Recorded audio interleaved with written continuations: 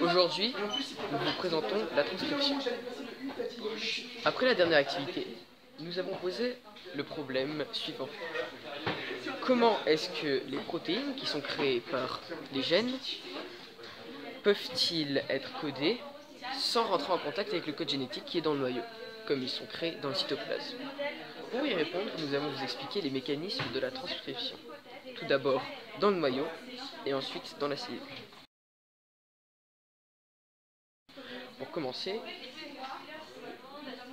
une enzyme appelée l'ARN polymérase, ici au carré vert, va ouvrir l'ADN, les deux brins d'ADN en deux. Il va avoir deux brins, donc le brin transcrit dans l'ADN, qui sera le brin utilisé par l'ARN polymérase, et le brin non transcrit qui sera inutile dans cette synthèse. L'ADN polymérase va créer l'ARN, qui sera un brin complémentaire au brin transcrit. Une seule exception, la thymine est remplacée par l'uracine. Nous pouvons donc voir ici que le brin transcrit est complémentaire avec l'URN, donc CG, et contrairement à la thymine, nous avons bien une uracine avec complémentarité avec le A. L'ADN polymérase, l'ARN polymérase,